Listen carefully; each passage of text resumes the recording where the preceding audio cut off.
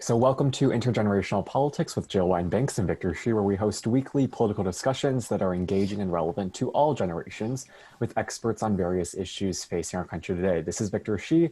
I'll be an incoming freshman next year at UCLA, and I'm also the proud co-host of this podcast with Jill. Jill, before we get started, can you introduce yourself for our audience listening today? Sure. I'm Jill Wine-Banks. I was the author of The Watergate Girl, based on my experiences during the Watergate trial and investigation as part of the special prosecution team. I've also been the general counsel of the U.S. Army, the head of the American Bar Association, been in private practice and corporate as well, and am now co-hosting this wonderful podcast, which I hope everyone is enjoying, and will send us your thoughts on what subjects you'd like us to cover, what guests you'd like us to have, and any questions that we don't answer during the show. Please feel free to let us know through our website, and we will answer them. For sure. So on our show today, we will be discussing mail-in ballots and everything you need to know about voting in the 2020 election. We really couldn't find anyone better than Commissioner Ellen Weintraub from the Federal Election Commission to join us for this discussion. So first, thank you so much for being here today, Commissioner Weintraub. Thank you. It's great to be here, and it's delightful to meet you. Of course. So I'll hand it off to Jill to kick off this discussion, in which she'll focus on the ways we can vote in November, the ridiculous claims being made about mail-in ballots from the GOP and Republicans, and then I'll kind of talk about what we've been seeing with the vote-by-mail applications as well as ballots from the primary election so far, and what voters need to know before they do send in their mail-in ballots. So Jill, handing it back off to you. Okay, so Commissioner, or can I call you Ellen? Which would you prefer? Okay, so what I'd like to start with, just to make sure that everybody understands what the FEC is, the Federal Election Commission. You are, I think, maybe the longest serving commissioner right now. Is that correct? Right now, yes. Not ever, but right now. No. And right now, do you have a quorum? We do not, and that Right. is a problem. There are supposed to be 6 commissioners, and right now we only have 3. And you would need 4 to have a quorum, right? Yes, it takes 4 votes under the statute to make most of the important decisions that the commission is entrusted with. Which means that to the extent that you can take any actions to assure fair elections, you can't do anything right now. Well, we can do some things. One of the primary focuses of the FEC is providing information to the public, providing disclosure about money in politics at the federal level, who's supporting which candidates and what they're spending their money on. That information, everything you read in the newspaper about how much money candidates have raised and who's supporting them, all of that comes from the data that candidates and party committees and super PACs and all the folks who are spending money in politics send to us. They report it to the FEC, and we make it public. And we have our analysts are hard at work analyzing that information. Our data people are getting it up online. So all of that, all of those operations, fortunately, are done at the staff level. They don't really require commissioners to make decisions in order to keep the public informed on that. So that's a good thing. That's one silver lining. However, we also are charged with enforcing the law. We are charged with investigating complaints and issuing rules, issuing guidance, and we can't do any of those things without 4 votes. So that is not a good thing. And I know it's public information because I was criticized for making a donation to Lauren Underwood, a candidate for Congress in the Illinois area, in a red district. She's a Democrat running, and that was public. So all the information that you're getting about who is donating is public. And part of the reason that it is, and the reason actually for the existence of the FEC, has to do with Watergate, because money was freely flowing into the Committee to Re-elect the President, known as CREEP, which was President Nixon's re-election committee. And they had so much money that they could afford to waste it on paying for a break-in and for hush money. And as a result of all of the scandal of Watergate, it's my understanding that all this legislation about campaign financing came into effect and led to the creation of your commission. Is that correct? Yes, there were some laws on the books before Watergate, but Watergate really did provide the impetus for creating an agency dedicated to following the money. Right. So let's now look at the GOP has been attacking the voting by mail and telling voters who are going to vote for them to vote in person. So I want to clear up some facts for our audience, which is, what are the ways that people can vote? Is there a difference in the way they vote? And, obviously they can vote in person on the day of the election. They can vote in person for weeks before in almost every jurisdiction by early voting, or they can get a mail ballot, which they can deposit back into a post box or a ballot box. And so I want to know a little bit more about how people find out what opportunities are available, how they can find out about early voting, how they can find out where there are ballot boxes so that they don't have to put it into the hands of the post office during this time when the post office has had a slowdown. The Postmaster General says it isn't because of political reasons, but he acknowledges there is a slowdown. So how can people assure themselves that their vote will get in and will be counted? Okay, so as you know, elections are administered at the state and local level. So that is not something that the FEC actually does, but given what's been going on in this very challenging election year, it is a subject that I have made a point to educate myself about. I would recommend a couple of very good websites, vote.gov and vote.org. They both will lead you to links where you can find your local election board, and you should absolutely, all of your listeners should go to the source, go to your local election board for information. Don't trust information that you just, some guy told you on or you saw on the internet. Go to the official source to get your information. As you said, there are a variety of ways that one can vote. A lot of states this year have expanded the options for voting by mail because the voters really have demanded it. A lot of voters feel uncomfortable going into the polling stations. Almost everywhere there is still the option of voting in person. There are 5 states that do almost exclusively vote by mail and have been doing that for a number of years now. But in most jurisdictions, it's a mixture of vote by mail and or what is sometimes called absentee voting or voting in person. And as you said, voting in person can happen on election day or during an early voting period, and you can find out where and when, again, by going to those websites and following the links. If you don't feel comfortable going in person and voting, then there are, in most states, expanded opportunities for voting by mail. Not everywhere. There are still some states that require an excuse. You have to have a reason in order to get an absentee ballot. And there are now, even amongst those states, there are states where, for this year at least, they've said that the existence of COVID-19 and people's concerns about it, that justifies it. That's enough of an excuse in order to write down and request an absentee ballot. There are a small number of states where they will not accept that as an excuse.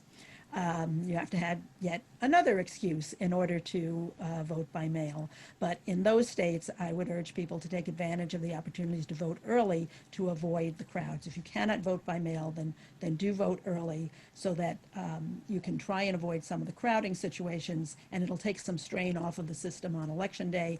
And if you are voting by mail, you should also vote early because you want to make sure that your vote gets in time to be counted. There are deadlines for when those votes have to get in, and some, again, go to the website of your local jurisdiction to find out. But in some states, the deadline is, it has to be postmarked by election day. In some states, it has to be received by the time the polls close. So make sure if you're mailing it in, mail it in early or take advantage of those drop boxes. Usually the Board of Elections itself will have drop boxes at their own headquarters, but there may also be other drop boxes that they have placed around your community. And that's another good way to assure yourself that your vote is in the box on time. This kind of information, I just want to stress how important what you just said is, which is to be informed you need to get the information from an official source. You can call or email or go on the website of your local Secretary of State, because as Commissioner Weintraub just said, all of the voting is done at the state county level, so that it has nothing to do with the federal government. They don't run this election, not even the race for president. It's done locally. And so where you need to know where to register, where to confirm that you're registered. If you voted in the past, you probably are, but some states have taken to purging voter rolls if you haven't voted recently, or for any other reason. So you want to make sure that you are actually registered before the registration deadline runs out. And you want to find out where those drop boxes are. But you said something else that I want to follow up on, which has to do with the Republicans are urging their voters to vote in person, whereas Democrats in general have been urging voters to vote by mail because of COVID.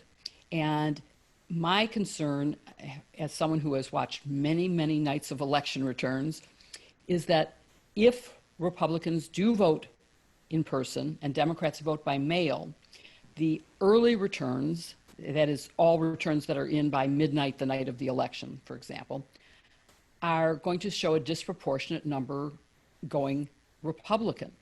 And so I worry what will happen in that initial instance if all of the mail ballots, which are more heavily favoring Democrats because of how Democrats are being urged to vote, what kind of chaos that might result, and whether there's any role for the FEC in clarifying the possible misinformation or chaos that might result.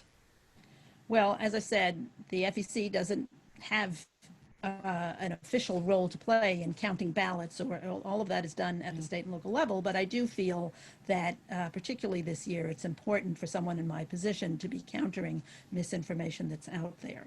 And I think that election night is going to be not like most election nights. We may well not know the results on election night. I wrote an op-ed about this with a historian from Princeton, Kevin Cruz, a couple of months ago, because I could see this coming, that election night's going to come and everybody's going to say, okay, what are the results? And we might not know. I think there's actually a very good chance we won't know, because there are some states where they are banned by law from even starting to process the mail-in votes until election day or until the polls close. So if they can't start even opening the envelopes and processing millions of mail-in votes until election day itself, and some of those are swing states, the odds of our actually knowing all the results of all the races on election night, I think, are not actually great.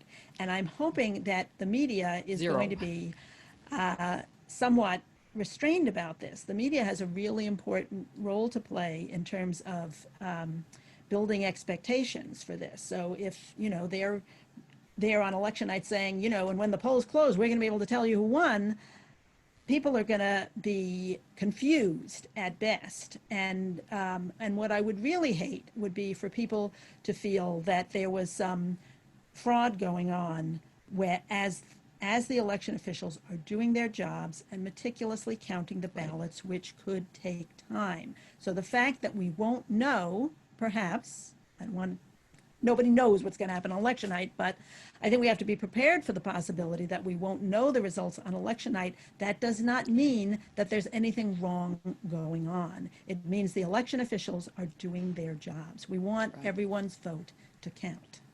I think that is very important for people to know, and I think you're right. The media has a real responsibility to make it clear, starting right now. I would say you're understating it. I think there's zero chance that the results will be known. New York State doesn't even allow you counting. I can't remember now whether it's, Victor, do you remember from Mimi Rocha's race? It's either 3 or 5 days after the polls close is when they can start counting. So when you say we're not going to know the results, in New York, for sure, we're not going to know the results. And many states cannot and rightly so, in the same way that the news media no longer reports the results in New York based on exit polling before the polls close in California, because it could influence people. Oh, I'm not going to bother voting. It's overwhelmingly X or it's overwhelmingly Y, and I would have voted for them anyway, so I don't have to bother voting. We don't want that to happen. And so that's why they don't count the votes until after the polls close, or at least the day of the election. And presumably do their best to keep it confidential until after the polls close, because you don't want that influencing anything. So, Ellen, one follow-up question I'd like to ask is, because of my concern about the election being celebrated the night of November 3rd, before all the mail ballots are in, and with expectations that there's going to be more than there has ever been, it could be more than half of all votes will be cast by mail. Is there anything that we can do to make sure that people aren't celebrating on false information or incomplete information? Well, the media obviously have a big role to play in this, in not creating false expectations and not reporting results when they really have only a very small sample of the electorate that they're working off of, because, they've got the way they sometimes do, with 2% precincts reporting, we have these results. And then if those 2% are also precincts where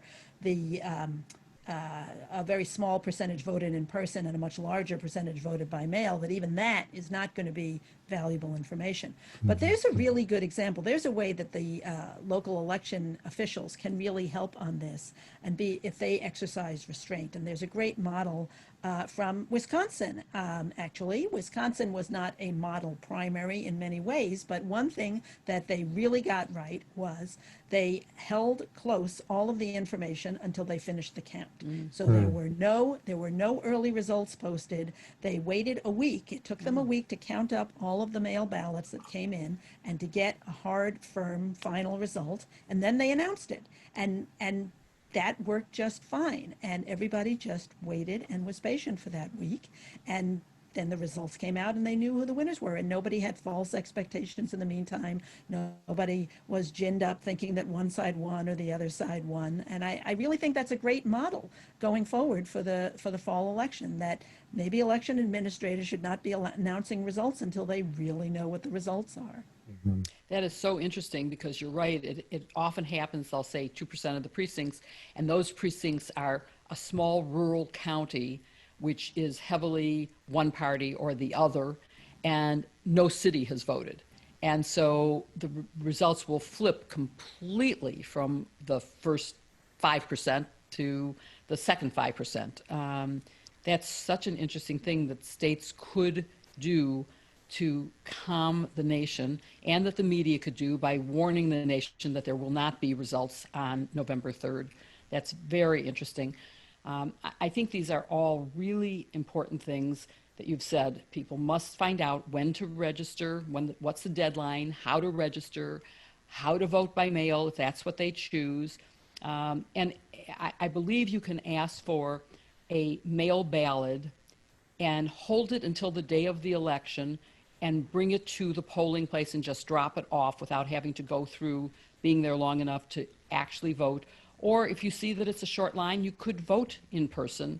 And, it depends on your age and your health and whether you feel comfortable being outside at all. Otherwise, someone else can put it in the post box or the ballot box, the lock box. But these are really important things for people to understand, and to have no expectation of popping corks and dropping balloons on election night, because whatever the results are on election night will only reflect possibly a very small percentage. In past, do you know how many people have voted by mail versus in person, and what the expectation is now? In 2016, 1 in 4 voters voted absentee. And this year, we don't really know, but I've read that close to 200 million voters are eligible to vote by mail. Now, we don't know how many actually will vote by mail. I've seen some estimates in the 80 million voter range. we'll have to wait and see. One, Right. one, suggestion that I would make in response to what you just said, though, Jill, is that people should not wait until election day to decide how they're going to vote. Make a plan now. Oh, no. As soon as you finish listening to this podcast, go on to the website, check and see if you're registered to vote. If you're not, then start that process. There are many jurisdictions where you have to register in advance. You can't do that at the last minute. Right. And if you're going to request an absentee ballot, request it now so that you make sure you get it in plenty of time. And as I said, I would strongly recommend either putting it in the mail early, putting it in a Dropbox early, however you're going to vote, do it as early as possible. That is, I did misspeak when I said that. All I was saying is that there are people who feel like, oh, maybe they don't know the down ballot races well enough, or they don't know what judges, and they're holding it off. You can theoretically put it in a Dropbox. I would not put it in a mailbox on the day of election, because that is a guarantee that your vote won't count. And this is, as every election, it's the right and the responsibility of every citizen to vote. And we should, we're celebrating 100 years of women having the vote. I say, please, women, get out there and vote. Men, too. But use that right that we have that's so unique to our democracy and get out there and vote. And Victor, let's talk about, that's from my perspective. What about from your perspective? Yeah, well, so the other night, I called Jill a bit horrified at the high number of rejected vote-by-mail applications. So NPR had reported that over 500,000 mail-in ballots have been rejected throughout the primary so far, and that's not even including failure rates, which is if a ballot doesn't make it to someone's home on time or it doesn't reach the election official until after the date set for counting and accepting mail ballots. So I guess you alluded to this previously, but can you just tell our audience what the most common errors made by voters with their vote-by-mail ballot are, so that they can avoid their ballots potentially being rejected? Well, the two most common reasons why a vote would be rejected, why a ballot would be rejected, is it doesn't get there on time. Again, you got to vote early. Or the voter makes some mistake. And often it's a signature problem. They forget to sign. They don't realize that they have to sign. So particularly if you are not somebody who is used to voting by mail, make sure you read all the directions and follow every direction meticulously. If you have some ballots, if you have a stray mark, it invalidates the ballot. If you have a tear in the envelope, it invalidates the ballot. So you want to take very good care of your ballot when you receive it. Make sure it's in pristine condition. If it comes damaged, then you should immediately contact your Board of Elections and find out whether that would be a disqualifying situation, or whether you can get another ballot, because often you can. So make sure you do all of that, and make sure that if there's a signature required, that you sign it. They will do a signature match based on either your driver's license or how you registered to vote. Again, it varies by jurisdiction. So, you want to have a signature that matches the way you signed it when you registered to vote. Some people have switched to their initials along the years, and I've heard of people getting their ballots tossed out because they initialed it instead of signing it. So the signature really matters on a mail-in ballot, because that's how they verify that it's really you. And in some jurisdictions, they will reach out to you if there's a problem with your signature and give you an opportunity to correct it, but not in all of them, and not necessarily in time for it to count. So you want to get it right the first go around. There are more errors in mail-in ballots, particularly amongst people who aren't used to doing it. And the one advantage of going to the polling station is that there's somebody there that you can ask questions of if you're confused about things. You don't have that when you're sitting at home filling out the ballot on your own. So make sure that you read the directions carefully. Can I just clarify one thing, which is I don't want people to think that when they sign the ballot that they are signing it on a thing that shows what their vote is. Right. They're signing on an external envelope, which is used to confirm, in the same way that when you vote in person, you have to sign the register. You sign, and someone looks at that and makes sure that it's you.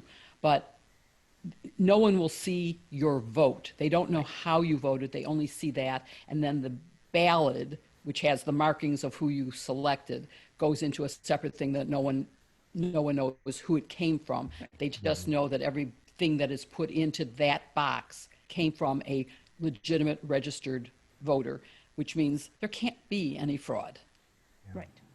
And also, like in terms of just verifying signatures, so to my understanding, so after someone sends their mail-in ballot in, and after November 3rd passes, election lawyers from both the Trump and the Biden campaign are then sent into states to help verify these signatures. Would that be correct? Well, no, it's the responsibility of the officials, the state and local officials who run the elections to verify the ballots. I imagine there will be litigation. And there are many of the jurisdictions have a transparent process where people can watch the verification process. So we could see scenes not dissimilar for those of us who still remember 2000. There could be more scenes like that where you have election officials scrutinizing the ballots, and then you have lawyers from both sides who are kind of looking over their shoulders and making sure that, you know, they agree with that and challenging the ones that they disagree with, which is another reason why we may not have the results right on time, because that process too could take a while to sort out. Yeah, for sure. And so we talked about some of the ways that people can vote, whether it's in person, whether it's early voting, whether it's vote by mail. One of my concerns when I called Jill was the fact that because Democrats are voting by mail and that so many ballots are being rejected, that this possibly may backfire on Democrats. I guess, do you think that we should be pushing perhaps more early voting rather than vote by mail? From my perspective, I want every eligible citizen, I don't care what their party affiliation is, I want every eligible citizen to have a safe and accessible means of voting and to feel comfortable voting by whatever means they do that, and to exercise their right to vote. So I just want to be clear about that, that it's neither my job nor my interest in promoting one side getting counted versus the other side getting counted. I want all the votes to count. You know, so when you're talking about political strategy as to whether, you know, people should be encouraging their supporters to vote one way versus the other, I'm not going to get into that. I think there are a lot of people who are choosing to vote by mail. They don't feel comfortable going to the polling stations. And I just want to make sure that for those people who choose that option, that they know what the rules are and they do whatever they can to ensure that their votes do count. There will be a certain number of ballots that are going to get rejected. I mean, you know, we've seen it in the primaries, and it is inevitably going to happen in the general. I think, you know, there may be some people who feel for that reason that they would rather go in person and vote. There are certain communities that historically feel more comfortable voting in person. And there are communities where they don't have good postal service, and they need a means to vote by mail. Tribal lands are one example where they really, you know, they don't have street addresses, they don't have good mail delivery there that they can rely on. So, you know, for some people, it's going to make more sense to vote in person. And as you said, and as I said before, there are early voting options in most jurisdictions. So, you know, people can take advantage of that and take some of the strain off the system. For sure. So before we wrap today, so I am a first-time voter in the general election. I voted during the primaries. You know, this podcast is all about representing all generations. So for any first-time voter out there who's listening, do you have any advice for someone who's just about to vote, you know, someone who is heading off to college, who may be confused about how to vote in the general election process? Like, what would you say to young people who may be figuring out what it's like to vote in the general election? Well, I would say first, welcome. The country needs your votes and needs your energy and your enthusiasm, and for your generation to be represented. You wouldn't let your grandparents choose your music or your clothing. Don't let them choose your government. So please, young people, get out and vote. And educate yourself, go to trusted sources, make sure you're getting solid information that you can depend on not only the mechanics, but the information that you consume about the candidates themselves. There's a lot of disinformation out there. There's, you know, we haven't even gotten into this whole question of potential foreign interference, not to mention domestic disinformation that may be out there. So be sure that you're getting your information from trusted trusted sources. Don't share information unless you know it's coming from trusted sources. And if you are young and healthy and you want to do your a real solid for your democracy, consider signing up to be a poll worker, because the election administrators throughout the country are really in a bind this year. Most poll workers historically have been senior citizens, and many of them are dropping out this year. They don't feel safe doing it, and that's one of the reasons why we have seen enormous lines at some of the polling stations, and they've had to consolidate voting stations because they don't have enough workers. So if you're young and healthy, this is a really great way that you can contribute to your country. Yeah, and I'll also add, in Illinois, I know that if you are a poll worker, you get paid as well. So that is Yes. an incentive for, I think, young people to get involved with that position. But like you said, I think it's just so important for young people to, and everyone to realize, you plan your vote, make sure you know what's going on, do some research. It might take a little bit more time, but it's worth it in the end. One last question I just thought of, which is, we're both lawyers. Is there a way that lawyers, you obviously already are trained in election laws, but I'm not. Is there a way that I could get training so that I could help on election night or in the election run-up? Because I don't think we have an election day or night anymore. We have an election weeks. I mean, in my jurisdiction, early voting is weeks ahead of the actual election. But I'd love to be able to volunteer to help, and I know a lot of my friends would. Is there a place that we could turn to get the kind of training? Well, it depends on exactly what you want to do. Obviously, if you want to volunteer to actually be at the polls, to be poll workers, then, and as Victor pointed out, it's not always volunteer. Often you get paid. Yes. You can go to the local election boards for that. There are also nonpartisan election protection organizations that are gathering volunteers to help them to make sure that everyone's vote is fair and protected. And both of the parties have their own operations where they are, I'm sure, getting a lot of volunteer legal assistance. So there's a variety of ways that, if you're asking specifically about lawyers, that lawyers could contribute to the process. This discussion was really enjoyable. It's so informative, and we really appreciate your time, Commissioner Weintraub. My pleasure. It was great talking to you. Thank you very much. We hope you listening also enjoyed this episode. Be sure to follow us on YouTube, Twitter, and Facebook, and send us suggestions, ideas for future topics, and speakers you would like to see via Jill, myself, or our website. Lastly, Intergenerational Politics is now on Apple Podcasts, so be sure to subscribe and rate our channel to support us. Thanks for listening, and see you on our next episode.